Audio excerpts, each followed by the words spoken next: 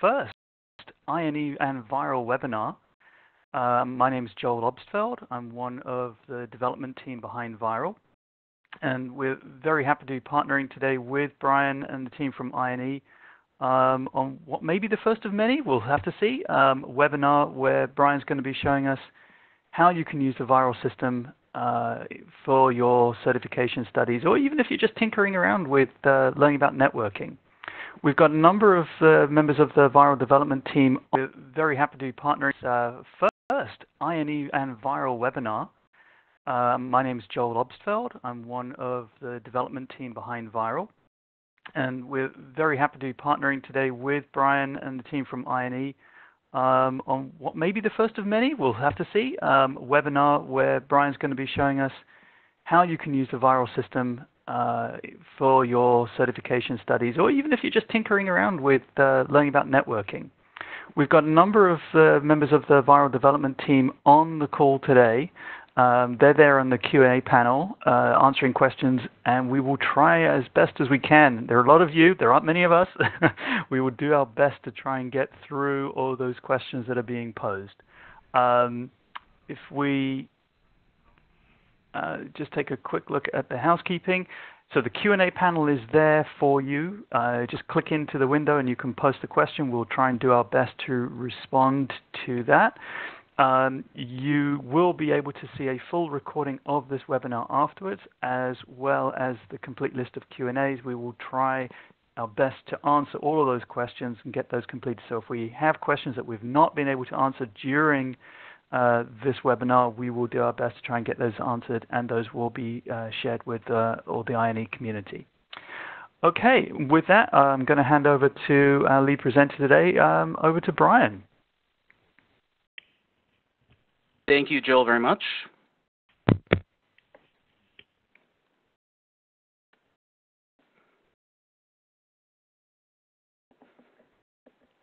So good morning, good afternoon, good evening, everybody, and welcome to the WebEx on using INE and Viral together for CCNA, CCNP, and CCI preparation.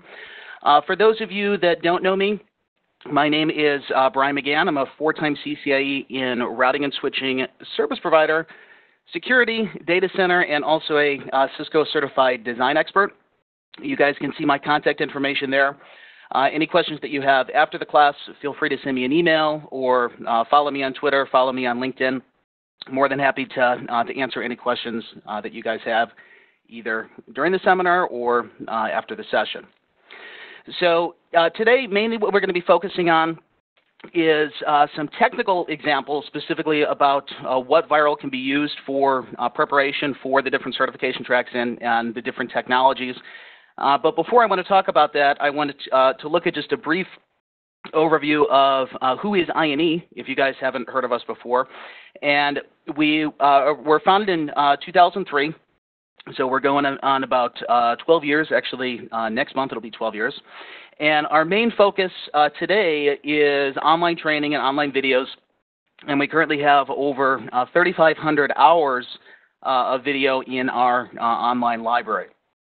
So I'm not going to get too much into marketing today, but if you guys go to INE.com, you could see some more information about what type of specific content that we have available there. But beyond that, in terms of delivering live classes, delivering online classes, one of the big things that we have been focused on in the past is hosting physical equipment and hosting lots and lots of physical equipment. And one of the things I want to talk about today is our trend internally at INE to move towards virtualization, and specifically to talk about how Viral can be used with virtualization in order to replace a lot of the physical equipment that you would need to use in the past in terms of either CCIE preparation or CCNA, CCNP, et cetera, across a number of different technology tracks. So like I mentioned, we used to do a lot of equipment hosting, and we still do some equipment hosting in terms of things like for CCI data center, some of the things that aren't yet supported in virtualization, like the unified computing system, some of the storage and advanced data center technologies. But here's kind of a brief snapshot of some of our equipment that we used to be hosting. These were all 1841 series routers And we had to come up with a way to try to squeeze as many of these as possible into our physical racks. And there's actually 56 routers in an individual cage are going front and back, and then I believe 8 to 10 switches in each of these physical racks. But luckily, we're starting to get away from this, and here's just kind of a brief picture of that. These are one of the POs that we have for some equipment leaving our data center.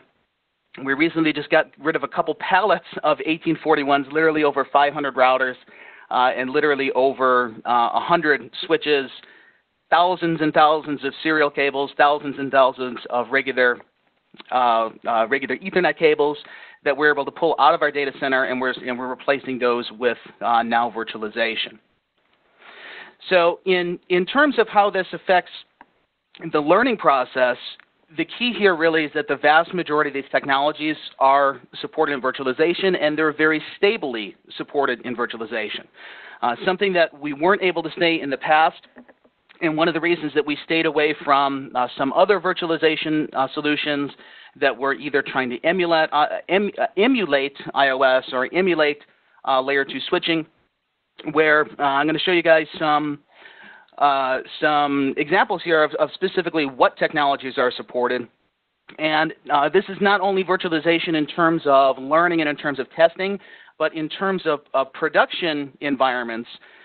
Some of these virtual machines that we're using, like the CSR1000V, the ASAV, and the iOS XRV, these are actually production compiles of the different images that you can actually use to route traffic by using a server as opposed to dedicated network hardware. Now, one of the first ones that we're going to be looking at is probably the core of networking, which is going to be routing and switching. And specifically within the scope of VIRL, the platforms that we're going to be doing this on are regular iOS virtualization, the layer 2 iOS virtualization, which is basically a virtualization of the Catalyst iOS, and then also the cloud services router, the Cisco CSR1000V, which is a version of the ASR 1000, which runs the iOS XE code.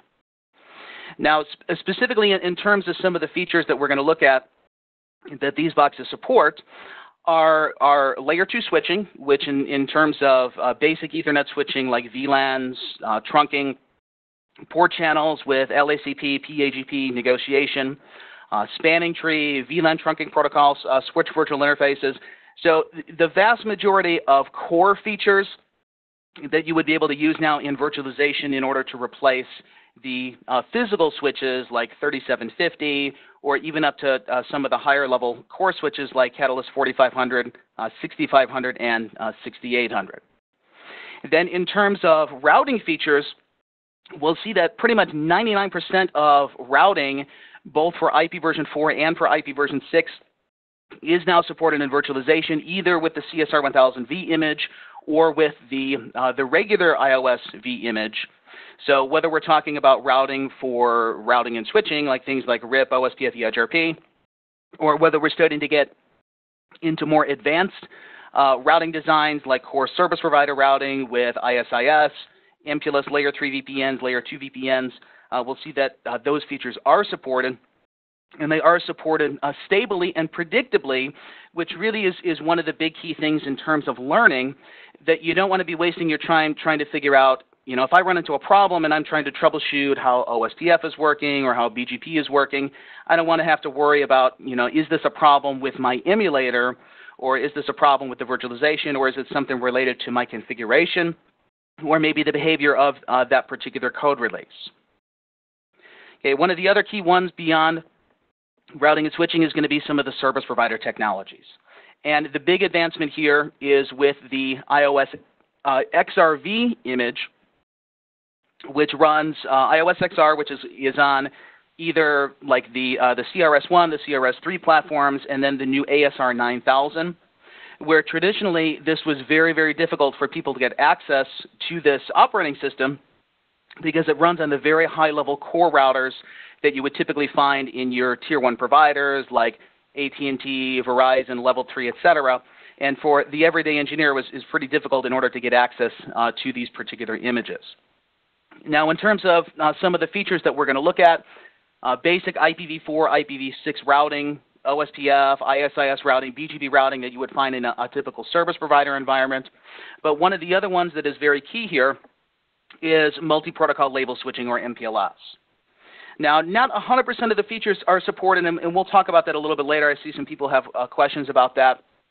But when you look at kind of a cross-section of the CSR 1000V and the iOS XRV, probably 90% or more of the overall routing topics, the L2 VPN and the L3 VPN, are going to be supported on that particular platform, or on the combination of those platforms. Another one that's relatively new and pretty interesting when we're talking about security is the new virtual firewall, the ASAV. So for those of you that haven't used the previous PIX firewall or the ASA 5500s, you can now run this in virtualization. I was playing around with this the other day. There's a lot of features that are in the core functionality of ASA that are supported in VIRL and in the ASA image.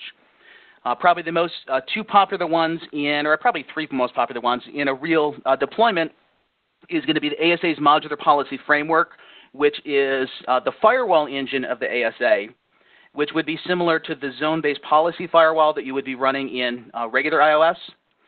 The network address translation and how the syntax of the ASA NAT works differently than regular iOS, and then also IPsec VPNs. So either LAN-to-LAN VPNs, remote access VPNs when we're dealing with EasyVPN and the Cisco VPN client. Those are supported on the regular iOS image, whether it's the iOS V or in terms of the ASAV. And one of the other features that's really nice about this is that VIRL is extensible to support other virtual machines. So beyond just the regular Layer 2, Layer 3 security, whether we're talking about TACACS and Radius with the ACS server, with the Identity Services Engine, you can run those also in virtualization and then talk to VIRL in order to integrate your core Layer 2, Layer 3 routing platforms, your firewall, and then also some of these other features beyond that. Now, one of the other big ones that a lot of people have questions with is related to data center. There is a version of NXOS that's called Titanium that's supported in VIRL. It does support the Layer 3 routing features, but unfortunately, currently it doesn't support most of the Layer 2 features. So hopefully in the future, some of these will be added to it, but as it currently stands, this is one of the ones that you can't really 100% replace with virtualization. So things like virtual port channel, overlay transport virtualization, fabric path. Basically, since these features are hardware specific to the ASICs, the actual hardware chips that are on the line cards of Nexus, then there's currently some kind of shortcomings with the support for these. But if you're trying to learn the NXOS interface, like if you're preparing for a CCNA data center, for example, then you don't have to get access to the physical Nexus boxes, which are very expensive, especially when you're talking about like building a home lab or building a lab at your office. Then the syntax parser is 100% identical between the physical machine and the virtual machine, and then some of the basic features that we'll take a look at here, they are supported in NXOS. So here I have next kind of a demo example topology that we're going to be looking at. And currently in this topology, I'm running 15 instances, a combination of regular iOS. We have iOS V. We have the CSR 1000V. We have the Layer 2 iOS image. We have in the core of the network, we have iOS XRV. And then we also have the Nexus NXOS V Titanium image. So what I want to show here is just some of the specific technologies that we can use VIRL for, and then that they are actually functional when we deal with them in terms of the virtualization. Now, before I do that, I want to show you guys kind of a little bit of the back end, what I'm personally using in order to run this topology. And in terms of the physical machine, I have a VMware ESXi server here that is running ESX 5.5, and this box has, let me see if I can zoom in a little bit here.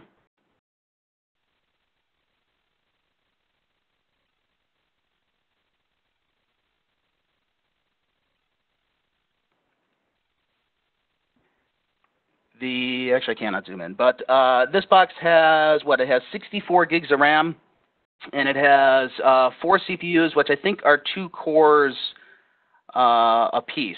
Actually, no, it's got 1 by 4 core CPU, and it's got 8 logical processors. Okay, you can see that there's about 35 gigs of RAM that are currently used. Right now, there's only 3 virtual machines that I'm running. I'm running the VIRL topology, and then I'm running some other maintenance VMs on the back end. I have a Windows 2000 machine, a Windows 2008 machine. So these are taking up a little bit of the memory, but the vast majority of the host right now is utilized by VIRL. Specifically, you can see that the VIRL instance is using about 32 gigs of RAM, but only about 4 gigs of these are actually active. So basically, as long as you build a machine that has somewhere around maybe 16 gigs physically, and then you can swap the rest to disk, or ideally, beyond that, like 32, 64 gigs of RAM, this is going to allow you to build some of those larger topologies. But the point of me showing this is that this is with all of the images currently booting is what the utilization is. Specifically from the GUI for VIRL, which is the VM Maestro, you can see the topology here. And then I'll post this file afterwards if you guys want to see the specifics about this topology, as well as the configurations for it, to kind of see some of the features that are actually running. Okay, so let's take a look at the command line interface. And there's a couple basic things that I want to demo about this topology, starting with layer 2 functionality here over on the left-hand portion of the topology, where I have 3 instances of layer 2 iOS. And we have basically these are layer 3 and layer 2 switches. And then we have multiple paths that we're using in order to get up from our layer 3 device up to our firewall. And then the firewall has an IPsec tunnel that's going to another iOS box on the other end, which I'll talk a little bit about later. But in terms of the verifications and the basic configuration that you would see from the layer 2 image, so let's look at this top box, which is this guy, iOS VL2 number 1. And let's just go through some of the basic Catalyst verifications, like show interface status. We can see in this case, this box has 5 virtual interfaces. The first one here is used for management from the actual VM Maestro. So this one you don't configure. The rest of these are the ones that I'm actually using in the data plane to actually do the layer 2 switching. Where this port here, interface gig01, if you click on the topology in VM Maestro, you can see what the physical interface layout is. And then under the design tab here, there's like a node editor that shows you the specifics of how the boxes are plugged in. Like in this case, interface gig0/1 on the layer 2 iOS image is going up to the ASAV. Now, as I mentioned, this is one of the previous shortcomings of some of the other virtualization solutions that they didn't support layer 2 switching. But if we look at the basic configuration here, most of the core features that you would be doing in Catalyst, they are supported in this image. Where in this particular case, I have 2 VLANs. I'm doing some modification of spanning tree root bridge placement. I have some trunk interfaces. I have a port channel interface. I have an access port that's going to our end host. And as you go through the basic verifications you would do for normal layer 2 switching, like to look at the MAC address table, or to look at the show interface trunk, the show VLAN brief, show spanning tree, etc., you can see that pretty much on a one-to-one basis you have the same type of functionality as you do in the physical devices versus the virtual devices. Also, the device that I have on the left there, which is iOS VL2 number 3, this box is also running layer 3 routing. So this would be like your layer 3 switch, like a Catalyst 3560, 3750, etc., where if we were to look at the show IP interface brief, I have a couple of switch virtual interfaces, the layer 3 interfaces. And then if we look at the show IP protocols, we can see here that I'm running some routing. In this case, I'm running the Routing Information Protocol, or RIP, in order to do layer 3 switching. If we then look at the show IP route, we can see that there's some RIP routes that are being learned from, in this case, actually, it's the ASA on the other end that's running the RIP protocol. And if we do some basic connectivity tests, there's a device all the way on the other end of the network, which in my case is this guy here, IOSV number 7. There is an IPsec tunnel, an IPsec LAN-to-LAN tunnel that is going between the ASA and the iOS instance in order to get connectivity for these particular devices. So on this box on the left, if we look at the show IP interface brief, it has a loopback that I'm advertising into our interior gateway protocol, into RIP version 2. And then on the bottom of the network on IOSV number 7, I should be able to get IP connectivity to this guy. And specifically, that address was 192.168.100.1. So if we ping that particular address, and this delay here is actually the IPsec tunnel establishing between the devices. But we can see not only in terms of testing the basic control plane, like did I learn the MAC addresses, did Spanning Tree do its path selection correctly, you can see that the data plane is supported. So when you're actually doing your testing and you want to send traffic like a telnet, a ping, and then capture the traffic for analysis or do any other type of testing, this is really one of the key features, that it's not an emulation of the images. It's the actual software image that's running behind the scenes, and it does support actual forwarding. Now, in terms of the other, beyond layer 2, like the routing features, I have in the core of the network here an MPLS network that is built with the combination of regular iOS. So this one here is IOSV. This one here is iOS XEV, which is the CSR 1000V. And then here at the edge is XRV, which is the one that runs on like the ASR 9000s. In the case here specifically, I'm running MPLS label distribution protocol and then open shortest path first routing, which you would typically see like in your service provider type core environment. Okay, additionally, beyond this, in order to form an MPLS layer 3 VPN, I'm running the border gateway protocol, or BGP, between the provider edge router. So I have some BGP peerings that are going between iOS XE and iOS XR. But the key here is that this is supported not only in the control plane, like you can type the commands, but it is actually functionally supported. So if we were to look like at this box in the middle, IOSV number 1, and we were to look at the show IP route, you can see I have some OSPF routes and I'm learning about the core routers. In this case, these are some loopbacks that I'm advertising. If we were to look at the show IP OSPF neighbors, same type of syntax output that you would see in a regular physical box. If we were to look at the MPLS topology, things like the show MPLS forwarding table or the show MPLS LDP neighbors, same exact output as you would see on a regular physical box. Okay, then in terms of the iOS XR images, if we were to look at the show run here, we have some virtual routing and forwarding instances that were used for virtualizing the routing table. We have our physical gig interfaces, which are actually virtual interfaces. But we can see we have IPv4 addresses configured. We have the routing policy language configured. We have OSPF, that is our core interior gateway protocol here. Also, I'm running OSPF in a virtual routing and forwarding instance. This would be our provider edge to customer edge, or PE to CE routing protocol.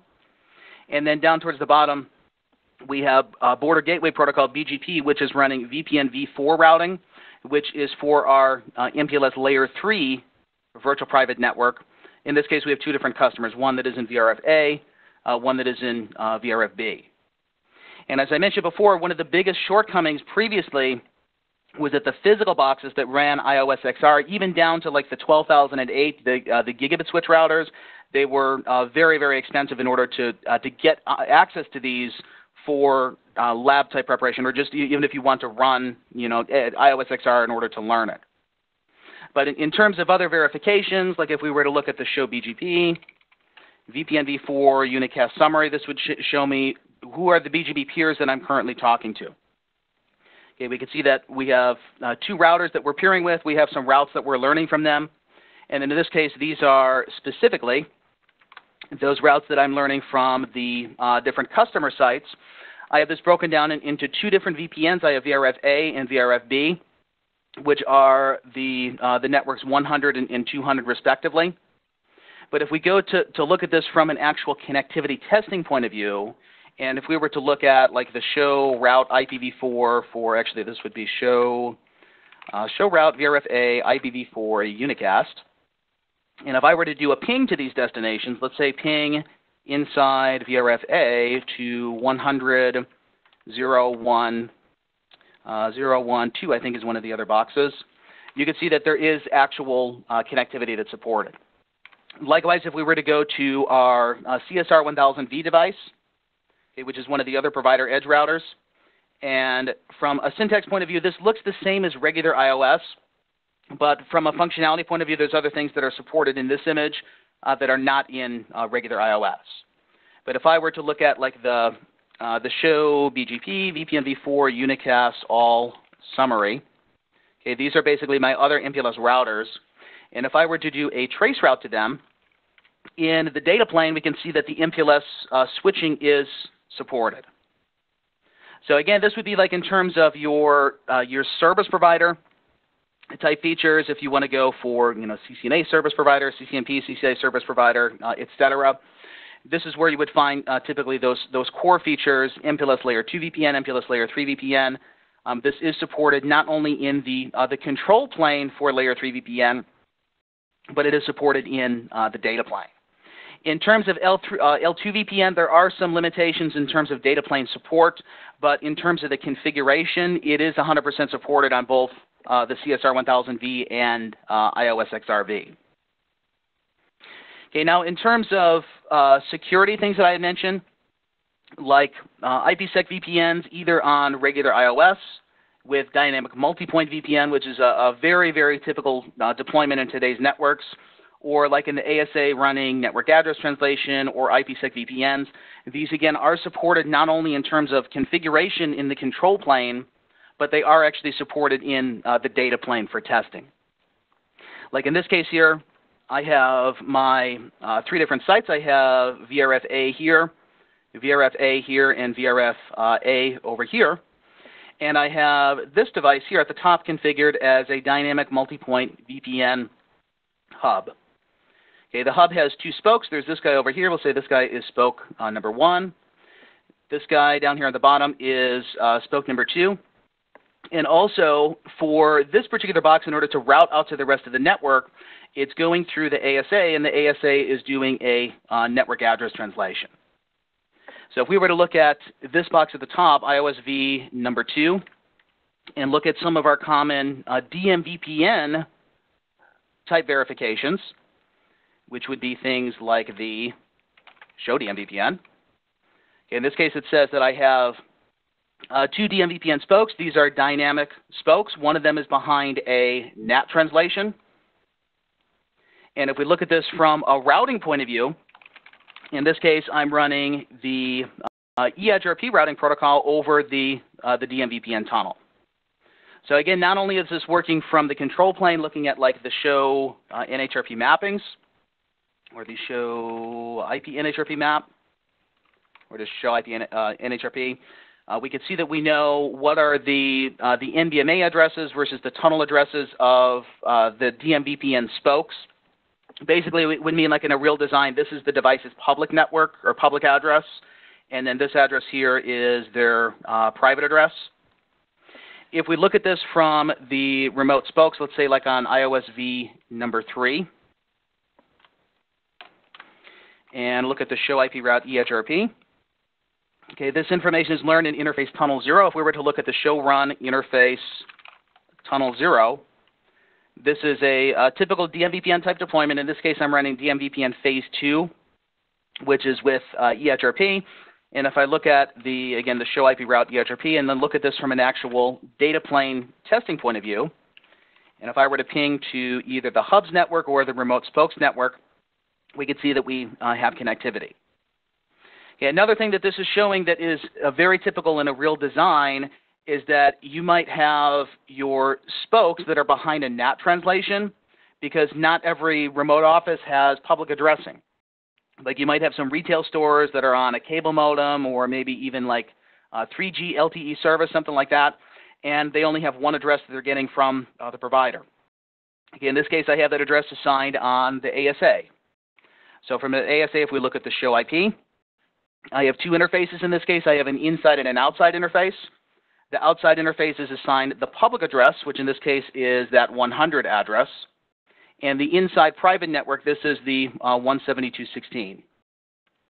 If we look at the show run NAT, I'm doing just a basic translation. It says when traffic comes in on the inside interface and it goes to the outside interface, I'm going to do a dynamic translation to my interface, or basically a port address translation or a NAT overload in order to translate all the IP sources to this particular value. But the key with this is if we look at the show XLate, or the show connections. In this case, there's two specific ports that are being translated. One is UDP port 500, which is for the IKE or the ISACAMP protocol.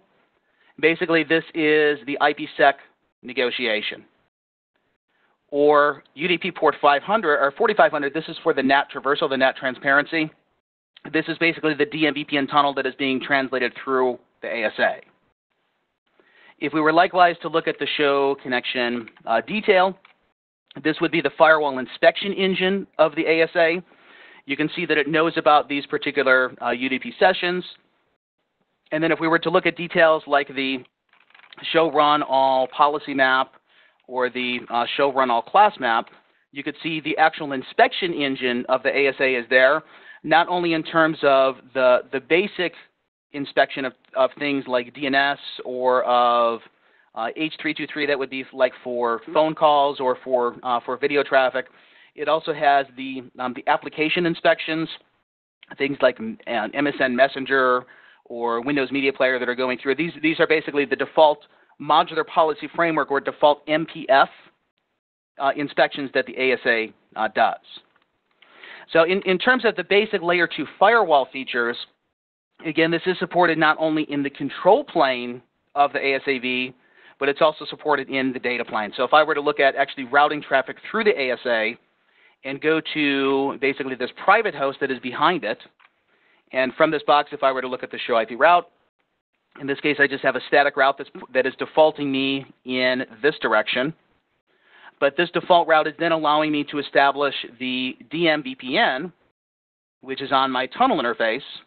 And across this, I have my EADGRP learn routes. So if I were to do a ping to 192.168.255.1, and if I were to do a trace route to this is going to go directly over my DMVPN tunnel. If I were to do a, let's say like a telnet to one of the public routers on the other side, which in this case would be like iOS v2, and if we look at the show IP interface brief, this guy has the public address of 100.0.0.2. So if I were to telnet to this address, what this should show us when we look at the show users is that I went through a NAT translation. So it translated as the traffic came in this direction. I have a TCP connection at port 23 for telnet, and then this is doing the port address translation overload basically to the IP address that's on that particular link. And if we were to look at the ASA and look at the show XLate or look at the show connection detail, we should see that there is at port 23, let's say show connection detail. There should be this TCP connection, okay, port number 23 for telnet that was coming from the inside, and then it gets translated to the outside. So if I wanted to play around with the different inspection policies of the ASA, the things like the TCP connection details, those are supported in the virtualization. Okay, beyond the firewall features, you also have the actual VPN features. So in this case, I have an IPsec LAN-to-LAN VPN that's going between a regular iOS V instance and then also on ASA firewall. So in this case, on iOS V number 5 on the bottom right there, If we were to look at the Show Crypto ISACAMP Security Association, this would show me my negotiation for the secure tunnel. It says I'm in the state of quick mode idle, which basically means negotiation was successful.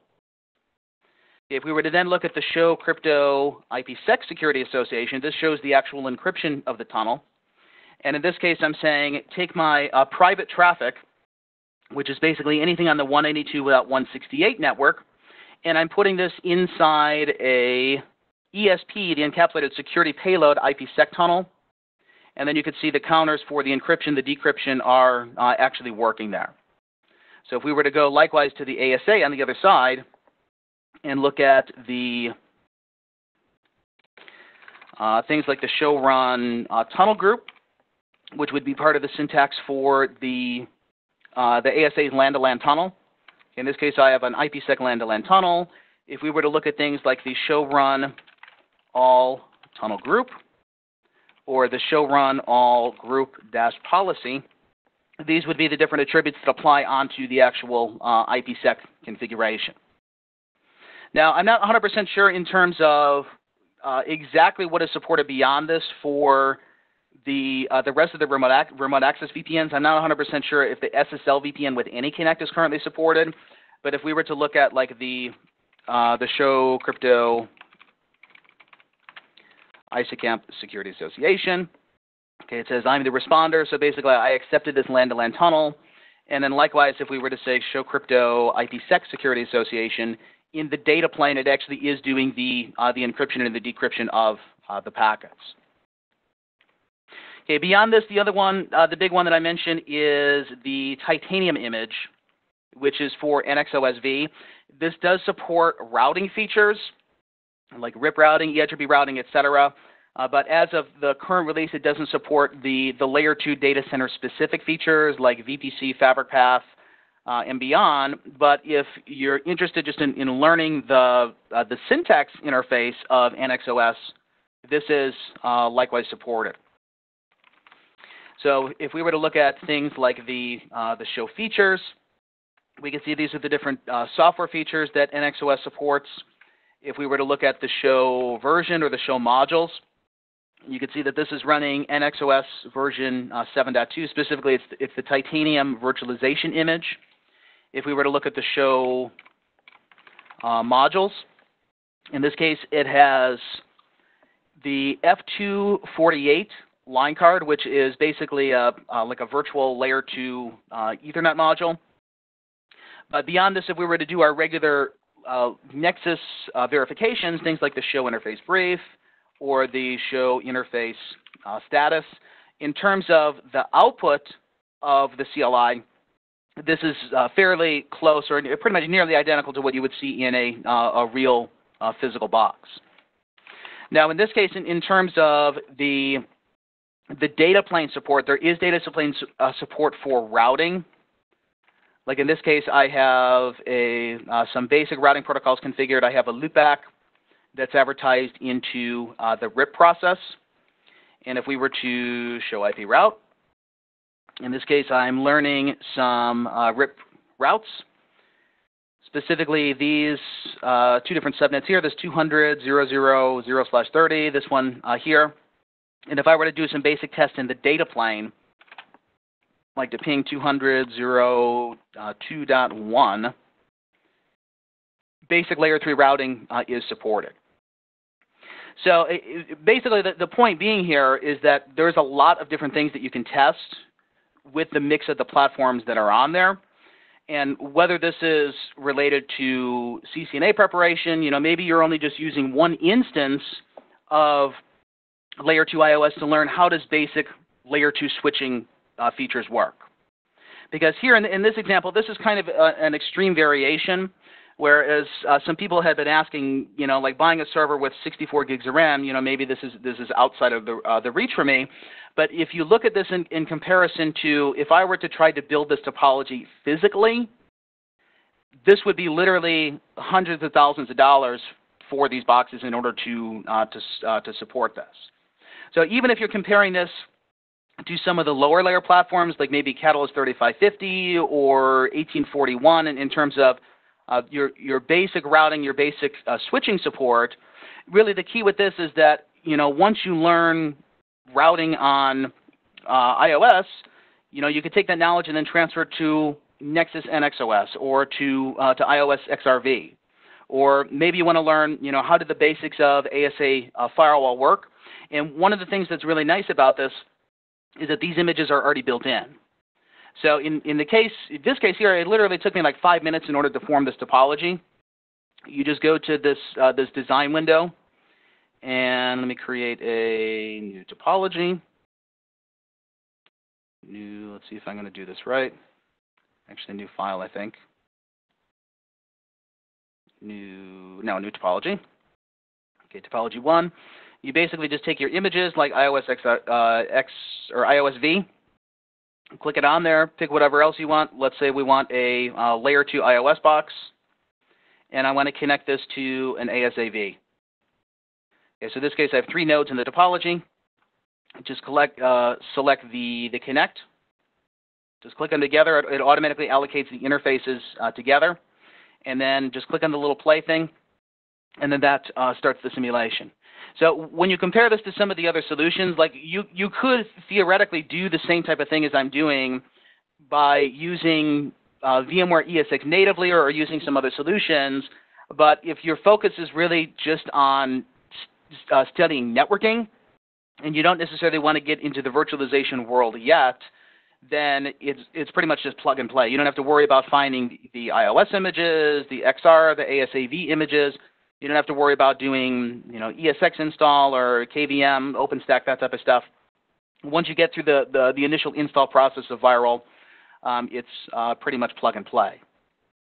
But like I mentioned on kind of the outside example here where you're using the full topology, if you were to kind of shop around for this and look for a server with 32 gigs of RAM, give or take, maybe 24, 28 gigs of RAM, something around there, you'd be surprised how affordable this is as compared to what it's been in the past. And especially when you compare this to physical equipment, it starts to become more realistic that, maybe my laptop already has 16 gigs of RAM and then I can run VIRL directly on that. But if you were to use a dedicated machine for this like I am here, you would be kind of surprised in terms of how low the pricing has come down on servers with this type of capacity. And also, if you look at the CPU utilization, it doesn't really require a lot of CPU. So this is using about 5 gigahertz total, which basically, like any 2-core processor, which is normal nowadays, would be able to handle. Really, the big kind of limitation is the memory utilization, but this is assuming that you're running all the devices at the same time, like you're running 15 different instances.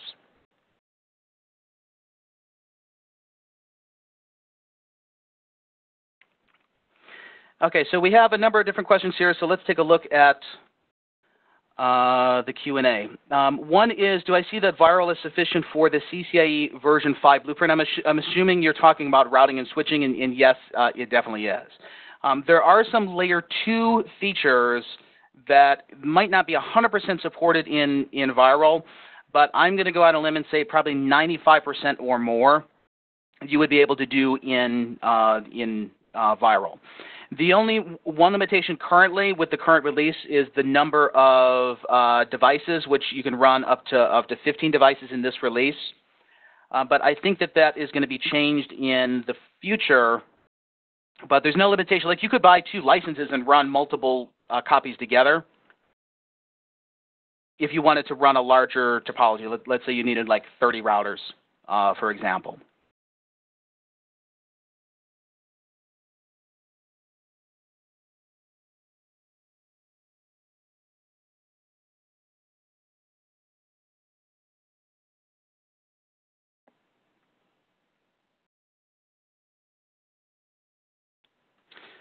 There's a question about IKE version 2 for FlexVPN and AnyConnect and Cisco ICE for .1x testing.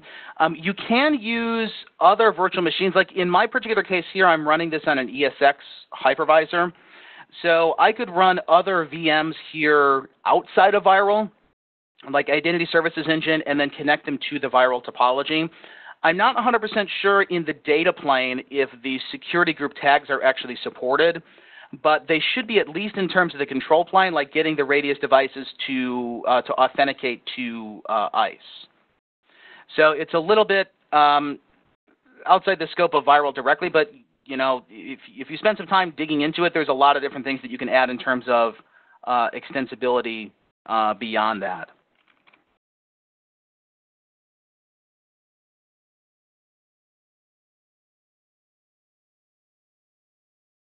There's a question: can you run VIRL with without an active internet connection?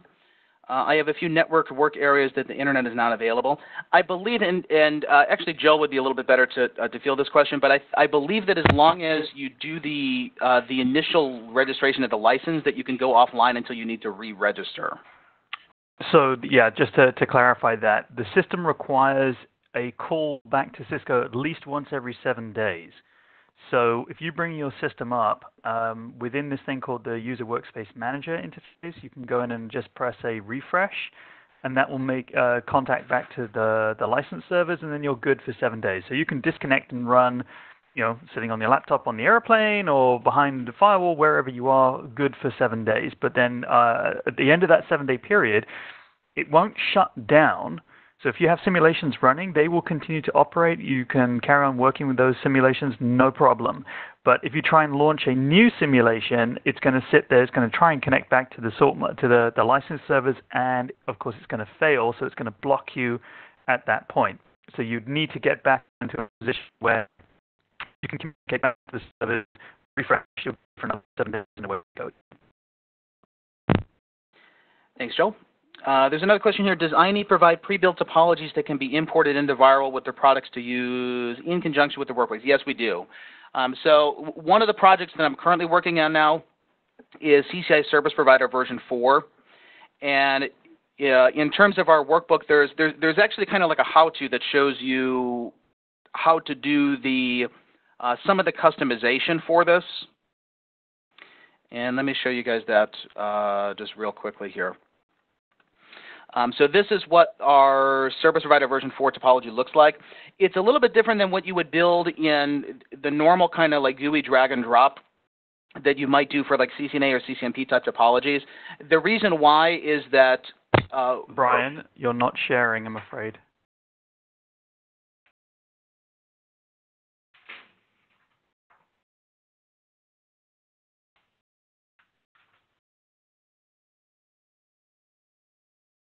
Oh, maybe a problem on my side. Sorry, carry on. Okay, can you guys see that now? Okay, so in this case, basically all the virtual machines are connected to a virtual switch. And then when we go to build the logical topology, everything is based on, and let me pull up one of the logical diagrams here.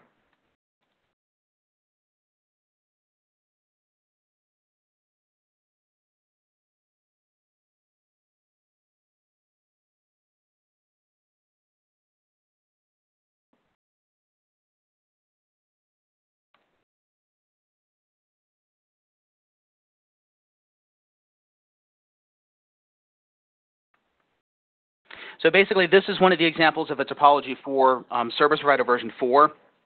And what's kind of nice about this is that once you build the VIRL topology, you don't ever need to touch it again. Because the initial configurations of the routers are the ones that are building the logical topology. In this particular case, it's built based on doing .1Q trunks between the routers. And you essentially only need one physical interface from the virtual machine's point of view. And then the rest of the iOS config, the rest of the iOS XR config is actually what's building the logical topology that you would see in this diagram. So it's kind of similar to what we had previously done in like the physical routing and switching version 4 topology, or the physical Service Provider version 3 topology, where the physical network and the logical network are two different entities. And then based on the initial configs that you load, the end result is that you're building the logical topology. And essentially the same is true for routing and switching. We do have a topology that's built for it, but if you were to create a new one, the process to do this it's very, very simple. Basically, the only thing that you would need to do is to take an unmanaged switch. This is basically like a virtual bridge. And then you would take just all of your iOS instances. Let's say you want to run like 10 routers. You deploy them all there. You connect them all to the unmanaged switch. And then once these are all connected, you just launch the instance. And you can build the logical topology based on the actual configuration that goes into the routers. So an example of this in terms of routing and switching, and let me show you guys real quick a larger version of this.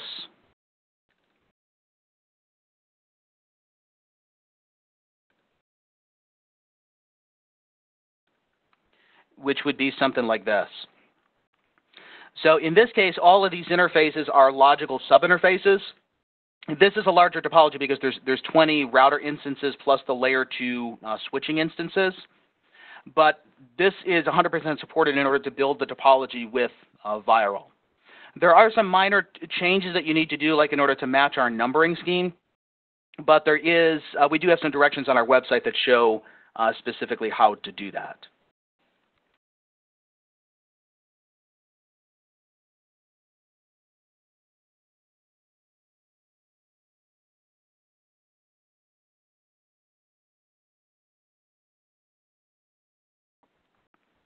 So someone had mentioned here, it's that easy to add devices? Yes. So once you go through the initial install, it's trivial in order to build these new topologies.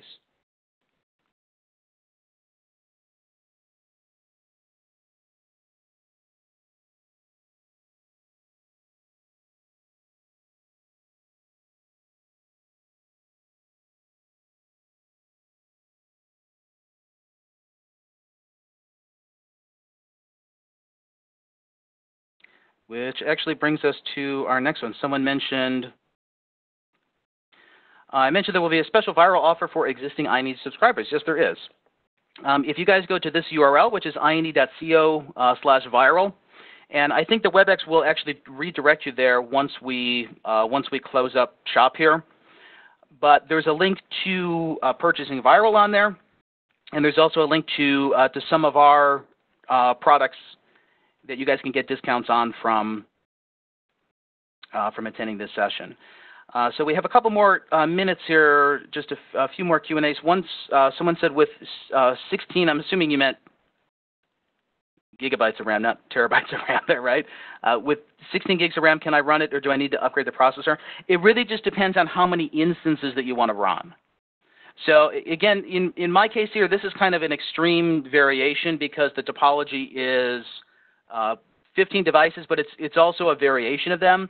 Like if you're running 15 iOS V instances, it's much less memory intensive as opposed to running 15 iOS XR-V or 15 NXOS-V instances. There are some other optimizations that you can do, like to change what the memory reservation is for the actual virtual machine. And also, you technically don't need physical RAM in order to run the whole topology, because you can have other nested levels of virtualization, like in VMware ESX, that you can give it more virtual RAM than the host actually has physical RAM, and then you can swap that to disk. So a part of it is performance or related, but there are various workarounds, like if you have a shortage on your physical hardware resources.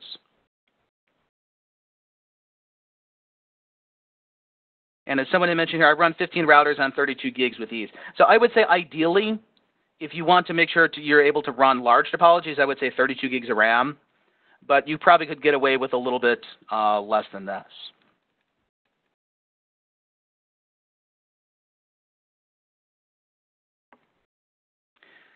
There's another question. The RNS workbooks currently use 20 routers and 4 switches.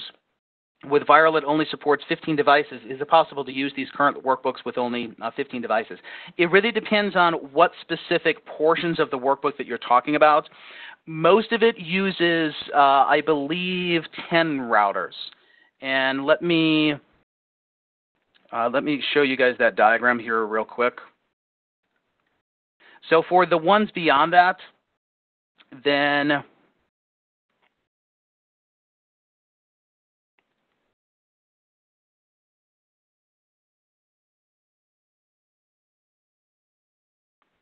it looks, and let me share out my screen here. So just while Brian is doing that, just want to mention to people we are having problems with the Q&A panel. We're not ducking your questions. We're just having real problems keeping up with the pace that's going through, and the WebEx seems to be having some fun. So we will do our utmost to answer all the questions that are coming in and getting those answers posted to everybody after the webinar closes up. My apologies. Okay, so real quick, you guys, in relation to the RNS workbook, the vast majority of topics use this topology, which uses 10 routers. So you should be able to run this on probably, I would say, 16 gigs of RAM if you're not running the layer 2 switches. Or actually, I think you can run it on less. I think I've done this on my Windows Surface, which has 8 gigs of RAM. As long as you're running regular iOS V instances and not CSR 1000V, you can run 10 of these at the same time. But if you then go to run the layer 2 image, it goes a little bit beyond this. But for the vast majority of the stuff, you don't need to run 24 instances. You can most of the time get away with 10.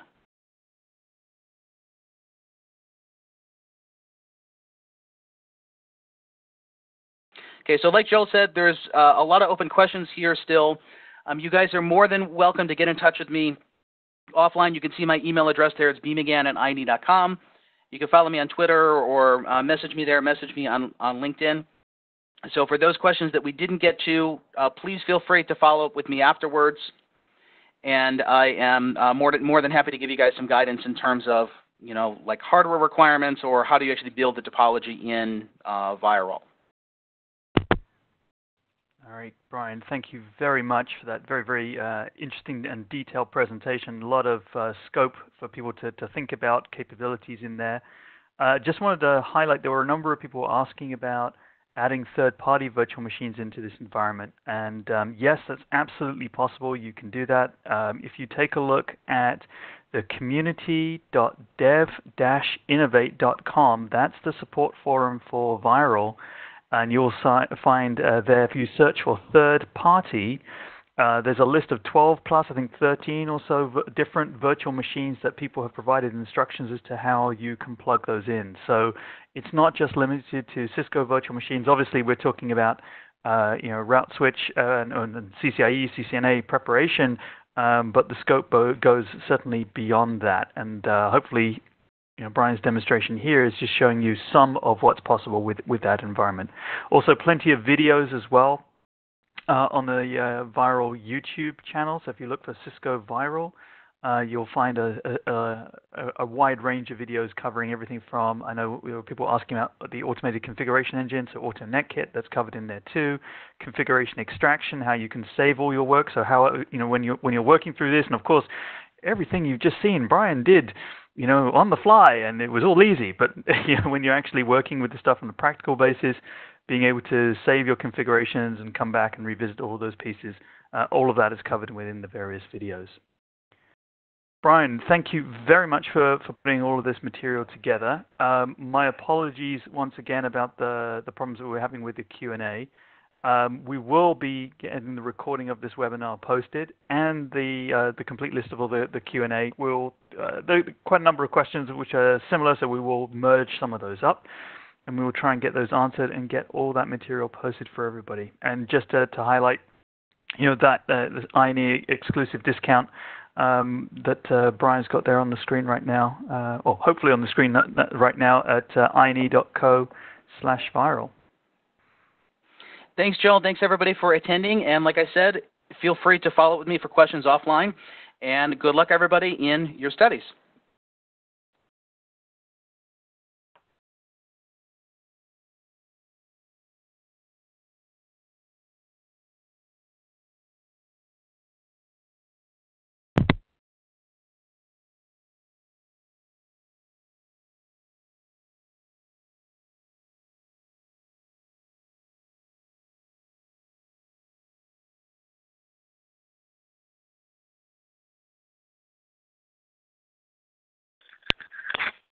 Hey guys, so we're in practice mode again now. Feel free to speak freely.